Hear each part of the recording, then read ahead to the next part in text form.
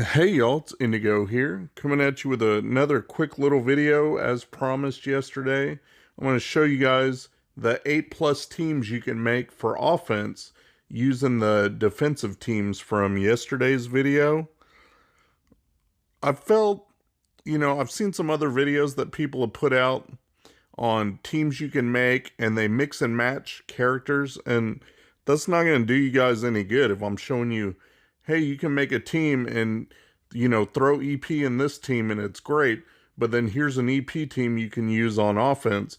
Well, you can't use the same character in both places, so that does no good. So if you take the defensive squads I showed you yesterday, the 8 of those, and I did them in the same tab so you can see what's left, these are some squads that you can make that are decent. Take out some top of the line stuff, and it's not going to reuse some characters because you won't be able to do that. So let's go ahead and dive into it.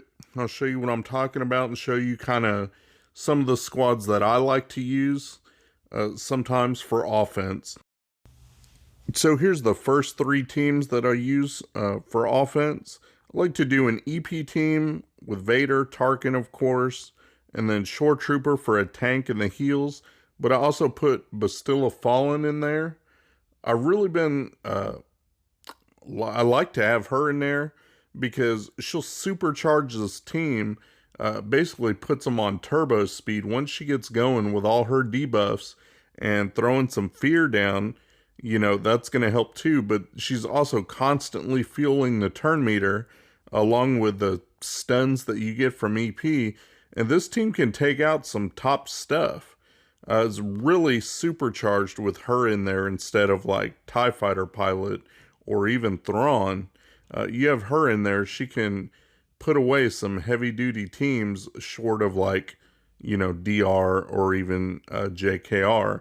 You don't want to use her for that, but anything that's just below that, she can really help out this team.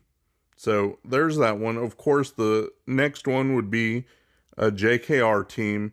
And in this version, I showed as the JKR lead, but commonly you see people put their Grievous teams on defense, and you would just swap places with your Bastilla and your Jedi Knight Revan.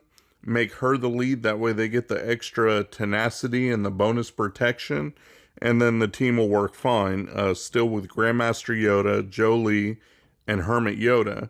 But you do have some flexibility with this, depending on how many Jedi you have. You could run a JKR team if you're going against not a Grievous team, something else, and leave out Bastilla and then run her with like Obi-Wan or Ezra, some other lesser Jedi, and make a Bastilla lead team as well as a Jedi Knight Revan team. So that's something that you could do. You could even further split this team up if you have the Jedi to back it up. But that's just an example of how I use this team. And then the third one you see down there, of course, is CLS Rebels. CLS, Han, and Chewie are the staples. You got to have them. Keep them together. And most importantly, make sure that you look at the stats so that CLS will still get guard from Chewie. You want Han and CLS to, of course, have the guard so they can do their thing. And so for that, I like to put in Chopper and then Wampa. And I use this team a lot to take out any team that may have Nest in it, just because Han will hit hard, but he's got the drawback of reducing turn meter, and you don't want to reduce too much turn meter on Nest. So Wampa will hit extremely hard at gear 13. And then Chopper's nice because he'll throw up a taunt, he'll take off some buffs, and his hits won't reduce turn meters. So that's just another attack that you have that you don't have to worry about, helping you time out. You don't want that. So that's the 4th and 5th I like to use, but you keep your options open because you could throw C3PO or R2 in there if needed, if you're going up a really tough CLS mirror match. So you want to keep your options open, not tie yourself down to something specific.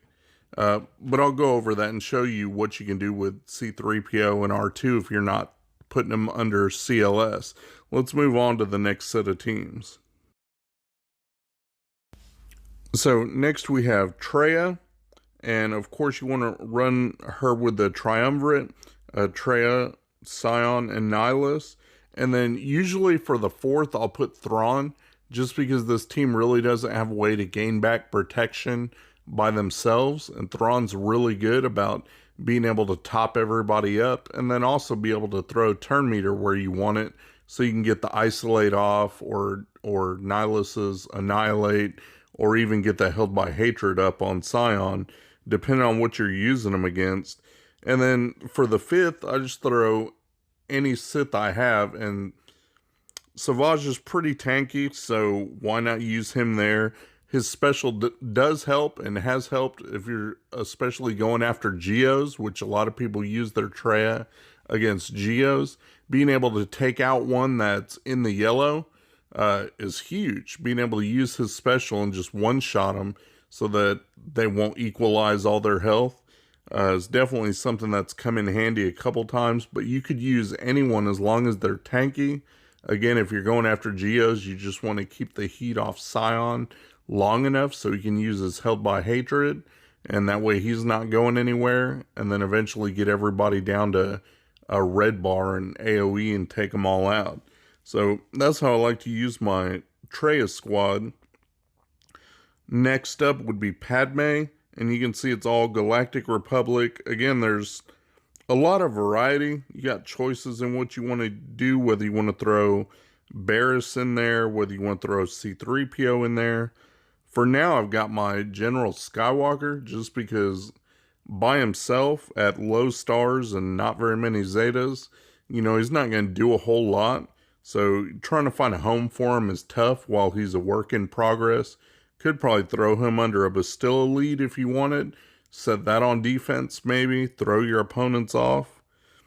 But I don't know, that's kind of where I use him. But you know, Padme is really good as far as taking out Night Sisters. She can take out Jedi Revan teams.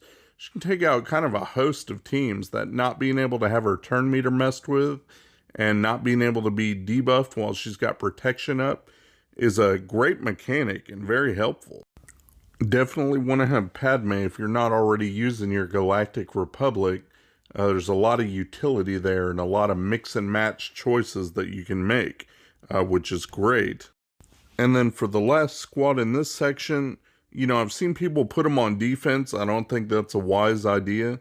I've got my Imp Troopers, and if you put some work into them and you get the mods dialed in and the turn order right, they're going to serve you well. You can take out some very fast bounty hunter teams, whether it's Django lead or Bosk lead, doesn't matter. You can take out First Order if your opponent puts them on defense. You can take out Karth teams.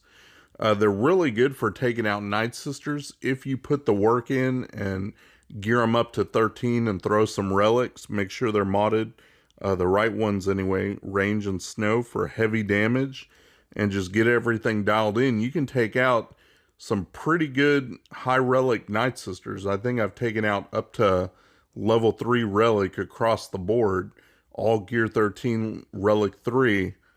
So definitely worth investing in your Imp Troopers just to have that kind of utility counter that can go against a number of B teams that your opponent might have on defense. Okay, the 7th team for offense, and I already mentioned this before, I don't like to put them on defense, but it's your First Order, and this is right now the best comp that you can make out of your First Order. I've seen people try to use Phasma or the pilots. They're really just too squishy to get the job done. If you've got Crew, Kylo, and you've got the Stormtrooper, along with Executioner and Officer all geared up, and again, modded correctly, and those that need to be fast, you can put in some work with this team. Having Crew be able to do a 2-turn stun that can't be resisted is huge. And First Order Officer being able to throw turn meter where it needs to be and cleanse some debuffs. Again, another great mechanic. And the fact that you've got Executioner with ramping damage, he's even good for taking out Enfys Nest, you know, Kira Scoundrel teams that have Nest on them. You can take that out with First Order.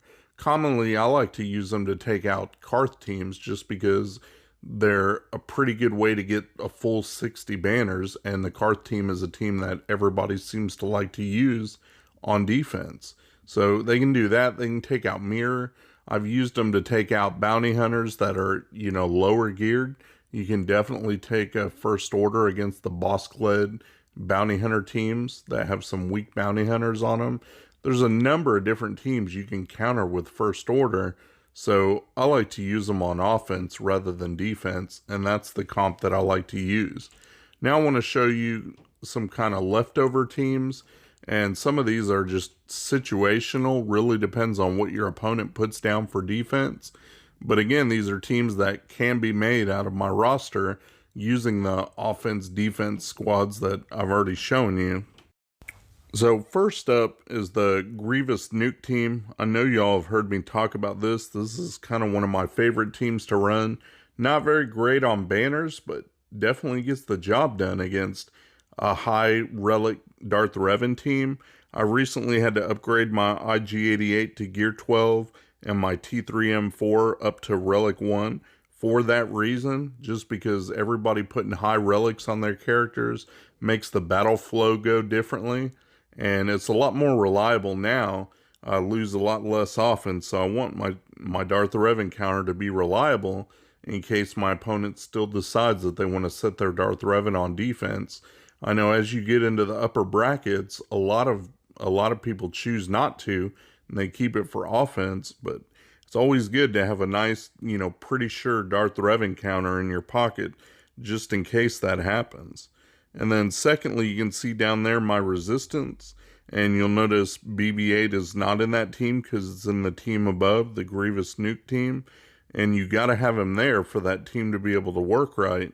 So I've learned to run resistance, a JTR team, without BB-8, and if you throw in R2 and you throw in C-3PO, they kind of pull enough weight to get the job done. You got to have a pretty fast R2. I think mine's 300 plus, and that's usually fast enough to get the job done because you want to start out and do his AoE burn, and that way you have a chance to crit against, your 5 opponents, and every time you crit, you have a 70% chance, I believe, to get exposed, and that's going to give you 10% turn meter for each one. So the more you can crit and the more you can expose, the more turn meter you're going to feed your team.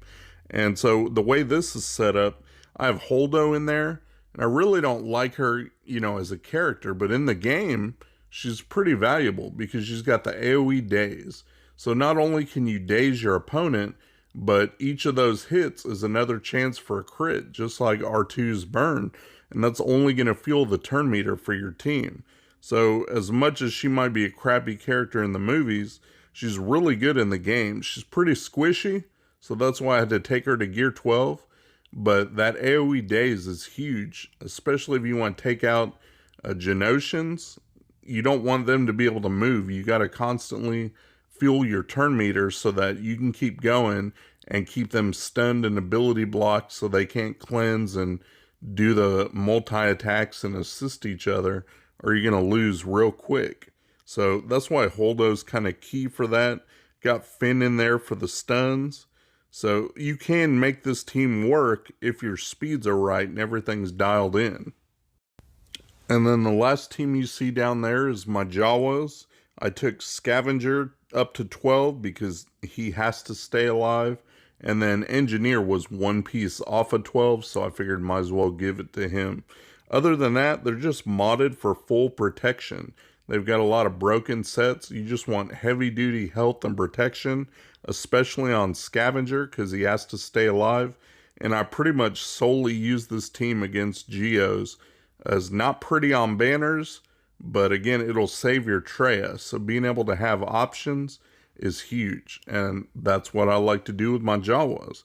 So hopefully these teams help, give you a few options on what you can do for offense if you decide to run some of those teams that I showed you in my other video for defense. Shout out to my buddy Mikayas. He runs a modding service. He'll go through, make sure you got the right squad compositions and the right mods on the right characters, give your account a real nice tune-up. I'll put the link to his Discord in my description. Go ahead and check him out. tell them Indigo sent you.